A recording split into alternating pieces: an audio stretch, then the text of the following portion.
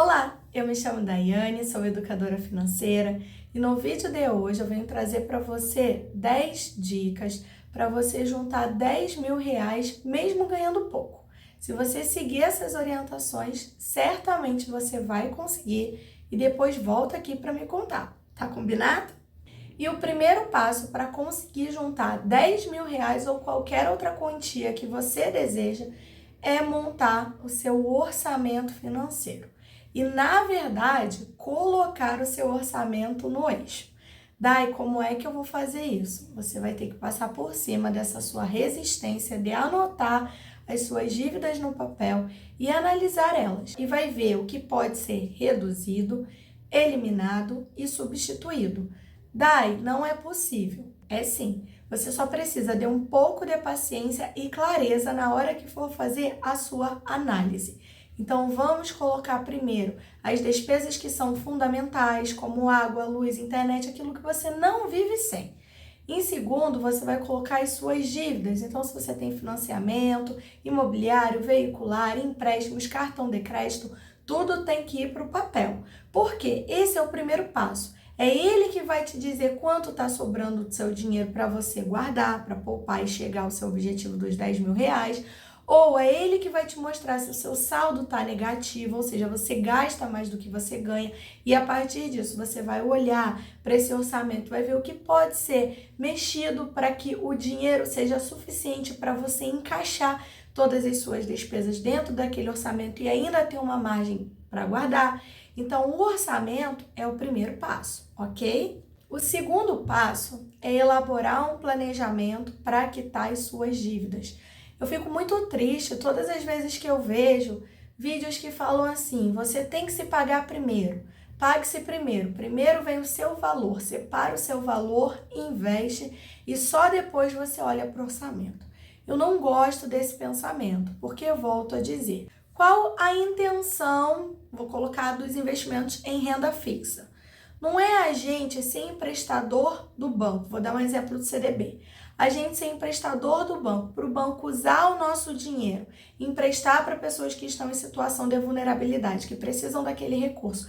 E ao pagarem, o banco devolve a gente um percentual. Como é que eu vou deixar de pagar o banco para investir? Gente, os retornos de rentabilidade eles são infinitamente menores do que os juros dos bancos. A moeda do banco, o produto do banco é dinheiro. Então a gente não pode deixar de pagar o banco, deixar de pagar as nossas contas para nos pagarmos primeiro. Na verdade, a gente tem que ter uma criticidade a partir do orçamento, elaborar um plano de quitação de dívidas para só então começar a poupar, começar a investir. E eu acho muito sábio eliminar a dívida, acreditar que você continua com aquela dívida para daí investir. Aí é sábio. Agora, essa história de me pagar primeiro e deixar a dívida, não façam isso. O terceiro passo é: o seu primeiro objetivo com esse dinheiro precisa ser a composição da reserva de emergência. Então, eu não vou chegar aqui e vou falar assim, você tem que ter um objetivo para esse dinheiro, você tem que ter um propósito para ele. Sabe por quê? Porque se você não tiver reserva de emergência, assim que surge uma, você vai voltar para o patamar de endividado, de descontrole financeiro, ou até mesmo vai buscar recursos com juros porque você não tem de onde tirar. Então, se eu falar para você, trace um objetivo e poupa esse dinheiro. Aí digamos que o seu objetivo é que você é apaixonada pela renda variável e que o seu sonho é viver da renda de aluguel, você quer investir em fundos imobiliários, mas você não entende ainda como funciona na prática esses fundos. E pode ser que na hora que surgir uma emergência, todo o seu dinheiro esteja aplicado nele, não esteja aquela cota num bom dia, ou seja, você comprou, vou dar um exemplo, a R$10 e ela agora está R$ 9,50. Você vai estar perdendo 50 centavos em cada cota, mas você não tem a opção de não perder porque você está precisando daquele dinheiro. Então, o primeiro passo para a nossa vida entrar no eixo, para a gente poupar dinheiro, é entendendo que esse dinheiro vai ser para a nossa reserva de emergência, ok? Quarto passo, eu confesso a vocês que quando eu me dei conta dele, ele foi um divisor de águas para a minha vida. Se vocês me perguntassem de tudo que eu já passei com relação a experiências financeiras, o que mais transformou a minha vida foi realmente trabalhar com teto de gasto. Foi a partir do teto de gasto que, inclusive, a gente consegue, olha, aprender através desse livro aqui, que é Os Segredos da Mente Milionária, que ele fala muito sobre a metodologia dos potes. Claro que não fica tão claro quanto eu estou trazendo essa clareza aqui para vocês, mas é sobre você ter direção para o dinheiro. É sobre você dizer exatamente para onde vai cada centavo. Não menospreze pequenos valores, porque tem pessoas que têm o hábito, né, de só R$ 5, só R$ 2. Não podemos menosprezar nem as moedinhas. Então, trabalhar com teto de gasto foi algo que realmente mudou a minha vida, porque a partir deles eu comecei a digerir as minhas necessidades financeiras. Então, R$ 50, você vai atender isso aqui. R$ 100, você vai fazer isso aqui por mim. Ou R$ 20, ó, sua função é aquela ali. Então, o teto de gasto, ele foi tão bom, tão positivo, que primeiro, ele me livrou do caderninho, porque eu tinha um caderninho, gente, que eu andava com ele no bolso para anotar tudo que eu gastava, aí para no final colocar no orçamento. Olha que cansativo isso. Não é tão mais fácil eu pegar lá R$ 20 e falar, esses R$ 20 eu posso gastar na rua com o que eu quiser. Pronto. E no momento que acabar os R$ 20, eu tenho que ter autocontrole, educação financeira suficiente para saber que eu só vou ter R$ 20 novamente no próximo mês. O teto de gasto, ele dividiu a minha vida e eu tenho certeza que ele vai fazer o mesmo por você. O quinto passo é a renda extra. Vou confessar a vocês que eu já fiz tudo quanto é tipo de renda extra que vocês podem imaginar. Eu já fui manicure, eu já vendi doce no shopping, já vendi sacolé na praia, já fiz os anúncios do trabalho com madeira que o meu marido fazia na época que ele trabalhava com pinos. Fazer renda extra nunca foi um problema para mim, mas eu sei que acaba sendo um problema para muitas pessoas. E hoje eu não queria trazer esse vídeo só falando assim, faz uma renda extra. Não, eu quero trazer para você uma opção, uma saída, uma solução que eu fiz para a minha vida e que realmente mudou a minha história. Eu tenho que confessar a vocês que num período assim que foi muito difícil para mim financeiramente falando, eu ganhava muito pouco, até então eu trabalhava numa escola e eu precisava cobrir aqui a casa que eu resido hoje. E eu pensei comigo, meu Deus, o que eu posso fazer para ter um retorno bom e rápido, para conseguir colocar laje na minha casa, porque chovia muito aqui dentro, o meu tijolo, as paredes, elas estavam começando a ficar podres por conta da umidade, e aquilo estava me entristecendo muito. Até que eu tive uma ideia de fazer sacolé. Só que não foi qualquer sacolé, não. Eu até tinha, na época, umas bases para não cristalizar o sacolé, para não ter aquele degelo, né, que fica com gosto de aguado. Ou então a outra saída era utilizar muito leite. Só que eu não tinha tanto recurso financeiro assim para investir nessas bases e muito menos nessa quantidade toda de leite. Primeiro, porque eu ia experimentar vender, eu não tinha ainda a certeza de que eu venderia. E segundo, porque como eu falei a vocês, eu tinha um baixo capital, então comprar muito ia me obrigar a vender por um preço mais alto e poderia ser que na região que eu ia vender, as pessoas não aceitassem bem o preço mais alto. Foi quando eu tive uma ideia. Pessoas que gostam de cozinhar sempre têm boas ideias, né? Eu pensei, eu vou fazer uma base com amido de milho para o meu sacolé, porque dessa forma o amido não vai deixar cristalizar e eu vou conseguir vender o meu sacolé por um preço aceitável, não vai ser superfaturado, mas ao mesmo tempo vai me dar uma boa margem de lucro. Eu anotei aqui a minha receita e agora eu vou compartilhar com você. Você pode pegar uma plaquinha, se alguém ficar na sua casa ou até mesmo você, no momento que você não estiver em casa, você tira a plaquinha e quando você estiver em casa, você põe a plaquinha e escreve temos sacolé e você pode colocar os sabores. Anota a receita aí, tá? Eu anotei aqui para passar para vocês. 1 litro de água, 6 colheres de amido de milho e 3 colheres de açúcar. 1 litro de água, 6 colheres de amido de milho e 3 colheres de açúcar. Você vai pegar uma panela e vai cozinhar essa base. Daí, qual vai ser o ponto? O mesmo ponto do mingau. Quando começa a desgrudar a panela, a gente não desliga o fogo? Vai ser a mesma coisa. Você vai deixar essa base esfriar, ela vai ficar numa consistência de mingau mesmo, mas com aquela cor translúcida, né? Porque é amido com água e açúcar. E você vai fazer o seguinte, você vai pegar 1 litro de leite, para 1 litro da sua base, né? Vão ser proporcionais. E aí, se você pegar meio litro da base, você vai pegar meio litro do leite, vai pôr no liquidificador e vai bater. Aí, o bater, você pode escolher se você quer usar achocolatado, um pó sabor morango, ou a própria fruta, uma banana, um abacate. O recheio, ele é seu. Eu só vou aconselhar vocês que se vocês forem fazer com pó de morango ou achocolatado, que vocês testem antes de acrescentar mais açúcar. Porque geralmente ele já tem açúcar e já fica bem docinho. Mas se for uma fruta, por exemplo, eu aconselho você experimentar, porque talvez você vai precisar de um pouco mais de açúcar. E aí você vai bater essa base sua, vai comprar o saquinho de sacolé e vai pegar um leite condensado, uma caixinha, tá? E aí você vai apertar um pouquinho, era assim que eu fazia, gente, isso funciona muito, o sacolé fica delicioso. Vai apertar um pouquinho do leite condensado dentro do sacolé, da embalagem, e vai, ó, promover um atrito. Porque dessa forma, todo o saquinho vai ficar sujo de leite condensado. Em seguida, você vai acrescentar aquela base do seu sacolé.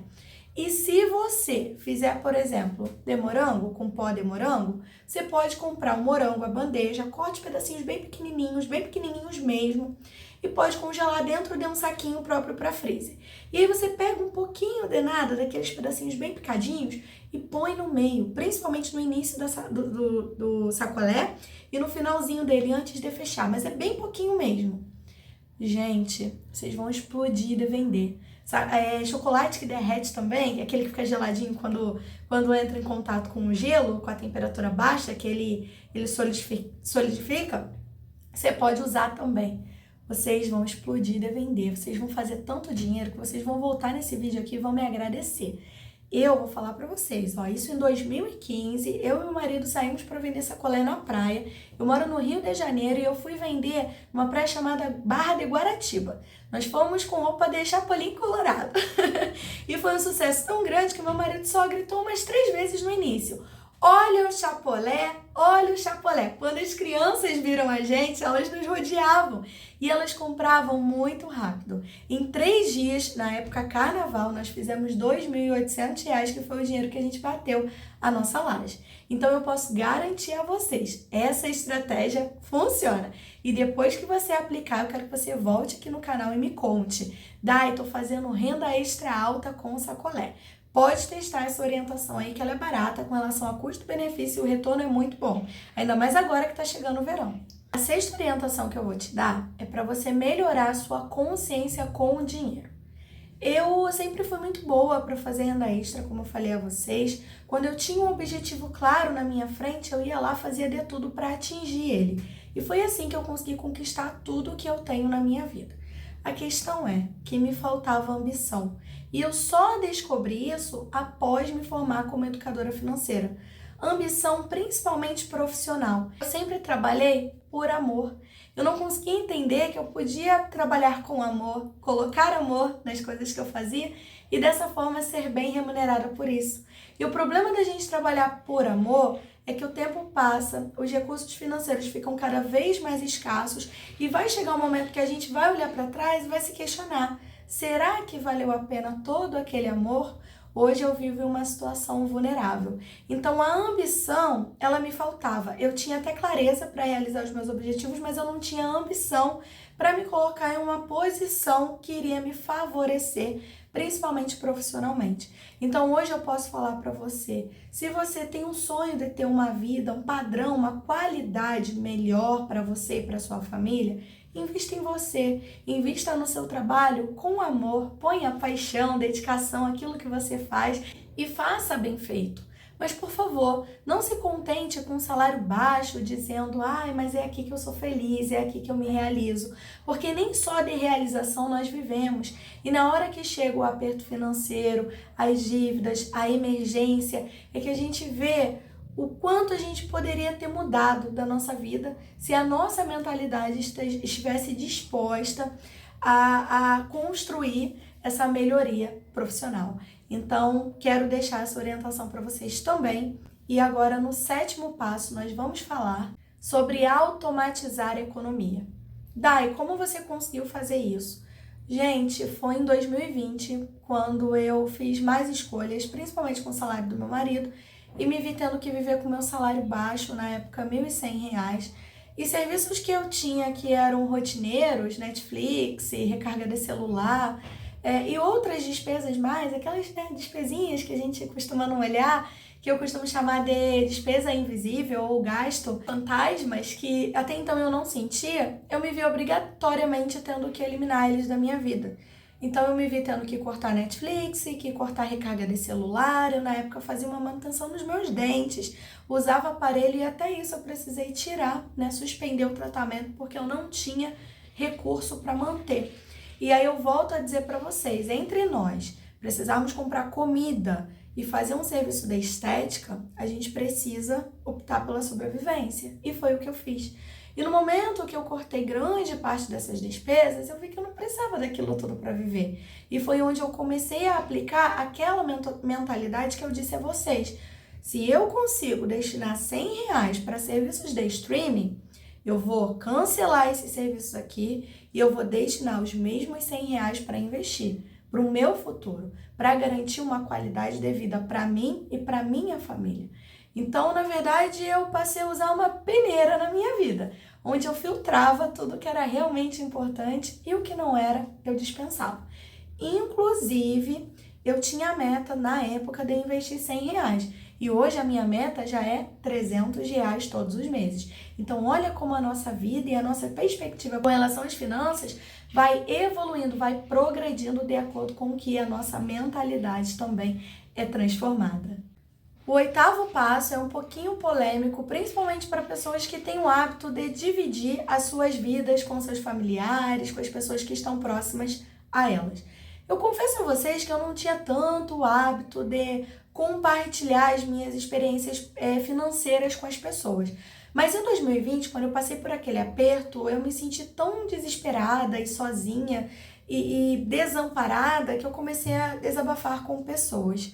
E confesso a vocês que esse foi um dos maiores erros que eu cometi na minha vida. Porque, primeiro, aquelas pessoas não eram capacitadas para me ajudar, elas não eram educadoras financeiras, não eram pessoas que tinham sapiência para resolver a minha situação. E segundo, que elas, por alguma razão, se colocaram no papel de julgadoras. Então, ao invés delas me ajudarem, elas tiravam chacota de mim, elas diziam que pobre não podia fazer obra, elas diziam bem feito por você estar nessa situação. E, gente, eu não tô mentindo pra vocês, e foi um período de muita dor pra mim. Até que eu tive a possibilidade de me formar como educadora financeira, adentrei nesse mundo e conheci muita coisa que até então eu nem fazia ideia que existia. E eu me comprometi em seguir 100% daquilo que eu aprendia, porque eu entendia que aquilo ia mudar a minha história, ia mudar a minha realidade e a minha situação financeira. E de fato aconteceu.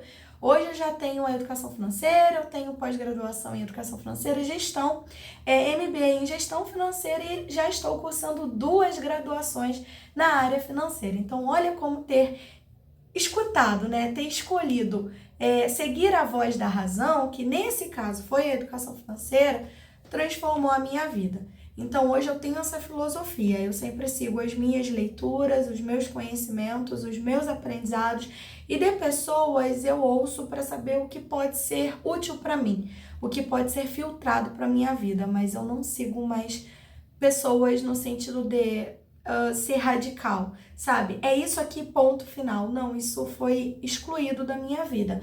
Hoje eu sigo Os Segredos da Mente Milionária, O Homem Mais Rico da Babilônia, O Investidor Inteligente, além de buscar por pessoas que podem me orientar porque elas possuem conhecimento.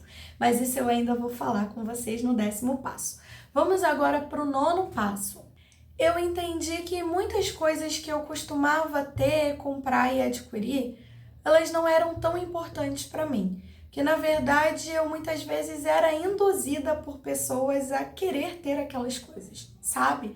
Isso também foi muito bacana para mim, porque quando eu compreendi isso, eu me tornei uma pessoa mais consciente, uma pessoa que ficava feliz pela outra ter, mas que entendia que aquilo não ia me trazer a mesma felicidade. Então, se eu posso dar para vocês como orientação no 9º passo, é ter clareza do que realmente é bom para você, do que realmente é importante e que vai de fato mudar a sua vida. Porque aquilo que é muito bom para mim pode não ser para outras pessoas. E a gente precisa ter essa criticidade, porque fazer uma má escolha com seu dinheiro hoje pode com certeza refletir no seu amanhã. E se a gente faz escolhas boas hoje, amanhã a gente vive uma vida de muita leveza, tranquilidade e conquistas financeiras. Agora eu vou falar com vocês sobre o 10º passo, que foi ter optado por investir da forma correta. Então, meu primeiro investimento ele não foi em ativos. Na verdade, até foi, mas eu comecei de forma muito tímida lá em 2020. Como eu falei a vocês, eu separava R$100 para construir minha reserva de emergência. Quando eu tinha possibilidade de renda extra, eu aportava mais um pouco e eu comecei separando R$30 para investir em alguns investimentos variáveis. E na época, lá com meus R$30, eu lembro que no primeiro mês eu ganhei 18 centavos. Gente, eu fiquei assim, muito impressionada com aquilo, sabe? De receber centavos, né? Por ter o meu dinheiro aplicado. Claro que eu ganhava um pouquinho mais na minha renda fixa, porque eu aportava um valor maior. Mas foi curioso para mim, foi bem interessante. A questão é que, inicialmente, quando eu fiz o curso de educadora financeira, o curso até aborda algumas questões de renda fixa, renda variável, mas é tudo muito superficial, porque a finalidade dele é nos preparar para resolver problemas das pessoas que estão com dívidas, que não conseguem organizar o seu dinheiro, que não conseguem construir reserva de emergência. Então, não é tão focado em investimentos.